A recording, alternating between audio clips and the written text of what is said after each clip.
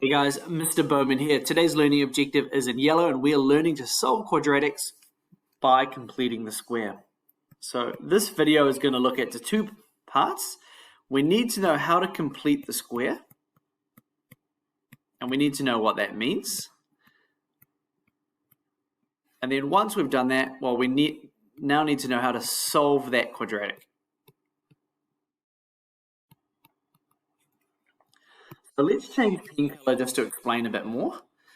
So why is this relevant is the first question that comes up. And sometimes you have quadratics. For example, if you had 0 equals x squared plus 4x plus 6, you normally look to factorize this portion and then go ahead and solving. But the only issue is, what number multiplies to 6 and adds to 4? No idea, because there's no number that meets that criteria, so we can't go ahead and solve it. But when we can't factorize,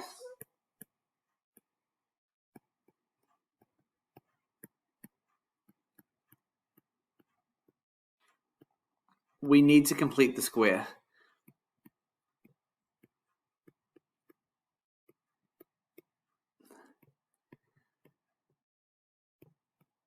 And the main reason we're doing that is because we need to know how to solve that quadratic. So when we can't factorize, we've got to be able to complete the square. So completing the square, and what I mean by that, so square refers to something squared. So we're looking to change the form. So if we focus on our first example, 0 equals x squared plus 4x plus 6, we're looking to get some brackets with a squared involved. And there's a bit of trick or maths trickery that we need to know how to do this. So let's focus on that 4. That's where most of the maths is going to come from. So the first thing I need you to do is I need you to half that 4, which is going to get us to 2. Once we've done that, I'm going to need you to square that result, which is, in our case, is going to be 2 squared, which is 4. I just want to note it's coincidental that it's the exact same as that number there.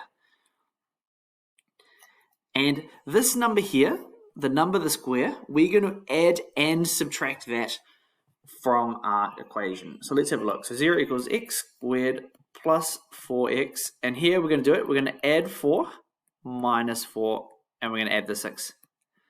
So that plus 4 minus 4, we've put that into our equation to be able to complete the square. What I want us to then do is I want us to focus just on those first 3 bits. And don't forget, make sure you've got the positive first and then the negative after that. We've got to then factorize this portion here. We've got to think, what two numbers multiply to 4 and add to 4? And hopefully you're thinking 2 and 2. So we're going to have 0 equals x plus 2, x plus 2, and then we've got minus 4 plus 6. We then look to simplify this. That's going to be x plus 2 squared plus 2. And it's this process here, which is what we call the completed square, because we've got a square bracket, and it's going to be a lot easier to solve and simplify from there. Let's go through another example, which will help us understand this a little bit more. So we're still completing the square, so I'm not going to solve that. I'm just going to stop there. But let's have a look. We've got x squared plus 8x. And then what we'll do is we'll do minus 2. So we're going to have the same problem. There's no number that adds to minus 2. Sorry, multiplies to minus 2 but adds to 8. So we can't factorize that. We're going to have to complete the square. So we're going to focus on this middle number here. We're going to half it. So 1/2 of that is 4. And then we're going to square that. 4 squared is equal to 16. So that's the number we're going to plus and minus. So let's get into that. So 0 is going to be equal to x squared plus 8x plus 16. Make sure you got the positive one first. Minus 16, and then we got minus 2. So that means 0 is going to be equal to x squared plus 8x plus 16, and we're going to have minus 18. So I've simplified that to get this part here. We're then going to focus on this last, or the first 3 bits. We're going to complete the square. What numbers multiply to 16 but add to 8? Hopefully you've got 4 and 4. So we've got 0 equals x plus 4, x plus 4, and then that's going to be minus 18. So 0 equals x plus 4 squared minus 18. And there we've completed the square. We've got that bracket with the square. For your curiosity, if you were looking to solve, we'll just use our BEDMAS. We would add 18 to both sides to get rid of that. So 18 equals x plus 4 squared. We'll then square root 18, and we've got a plus or minus that because it could be positive or negative. That's going to be equal to x plus 4, and then we're going to go minus 4, so plus or minus the square root of 18 minus 4 equals x. So that means our first answer for x is going to be the square root of 18 minus 4, and the second answer of x will be negative the square root of 18 minus 4. Hopefully you can see that plus or minus means we've got a positive version and then a negative version of that. We've linked into a bit of solving the quadratic as well. So what I'm going to do is I'm going to pause the video. I'm going to clear our working. We're going to do a few more examples of completing the square, and we're going to do some more complicated examples as well. Okay, so our board is clear. Let's start off with another question. So let's say we've got the quadratic. Oh, forgot to put it onto pen mode. So we've got 0 equals x squared plus 10x minus 1. So the first thing to note is we should be looking to factorize with our double brackets when we can, but this time around there's no number that's going to multiply to negative 1 and add to positive 10. So when we identify that, we need to focus on the middle of it. So 1/2 of that is equal to 5, and 5 squared is equal to 25. We're then going to go plus and minus that. So we've got 0 equals x squared plus 10x plus 25 minus 1.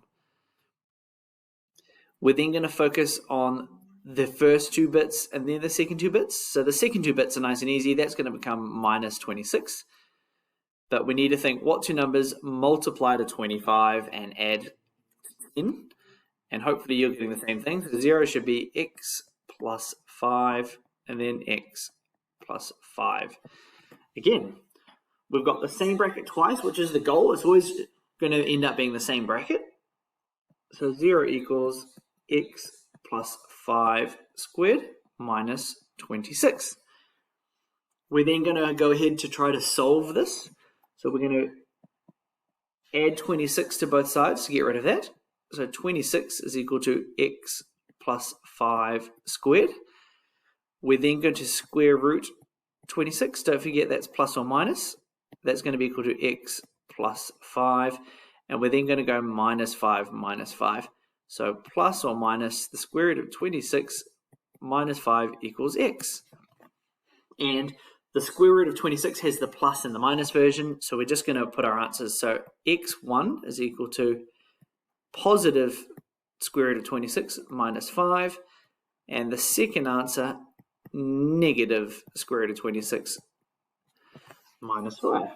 And you could go ahead and calculate what those exact numbers are, but I'm going to leave them in the square root form because that's something I'm more comfortable with. Okay, we're now going to move on to a more complicated question. So we've got 0 equals 3x squared plus 4x minus 1. Actually, I'm going to change that minus 1 just to a minus 2, just to make sure the math works out a bit better. So the first thing hopefully you've noted is there is a 3 in front of the x squared, and that is going to change things big time, and it's going to make it very complicated, unfortunately. So what we need to do is this only really works when there's an x squared, like we have with every other question. So to get rid of the number in front of the x squared, the times 3, we're going to have to divide by 3. And I'm going to do that to every part of my quadratic here, just to make sure the math works out and there's no issues. And what this does mean is we are going to be left with some pretty messy fractions, unfortunately. So that's what we've got. So we've got x squared plus 4 over 3x minus 3 over 2x. We've now got the same process we need to follow. It's just going to look very messy. 4 over 3. We need to find what 1/2 of that is. So we're going to go 4 over 3 times 1/2. That's going to be equal to 4 over 6, which is equal to 2 over 3. So that's what 1/2 is. We then need to square that. 2 over 3 squared is equal to 4 over 9. So we're looking to plus and minus 4 over 9. So that means 0 is going to be equal to x squared plus 4 over 3x plus 4 over 9 minus 4 over 9. And this last bit here, I'm just going to change it so it has a denominator of 4 over 9, or a denominator of 9, which means it's going to be 6 over 9, the negative version of that. And the reason I'm doing that is when I add these together, it'll be a lot easier if they have the same denominator. So next step, we're now going to get into the math side of it. So we need to complete the square for the first bits, and we need to simplify that second bit there. So we need to think what two numbers add to 4, sorry, they add to 4 over 3, but multiply to 4 over 9. And we already know that. That's the half number we got before. So that's going to be x plus 2 over 3, and then x plus 2 over 3. And you'll notice before, the half number we got here was also the half number that ended up in the brackets as well. And then we're going to go minus 10 over 9, which is the 4 and the 6 together with that 9. And from there, we're just going to complete that. So that's going to be x plus 2 over 3, that squared, minus 10 over 9. We're then going to look to solve this. So we're going to move the negative 10 over 9 to the other side as positive. So 10 over 9 equals x plus 2 over 3 squared. We're then going to square root that. So plus or minus the square root of 10 over 9 equals x plus 2 over 3. We're then going to take away the 2 over 3. So we've got plus or minus 10 over 9 minus 2 over 3 equals x. And from here, we've largely solved it. We've just got to put it in the right version, the right form. So the first answer of x is going to be the square root of 10 over 9, which is positive, minus 2 over 3. And then the second answer will be the square root, but the negative version, 10 over 9 minus 2 over 3.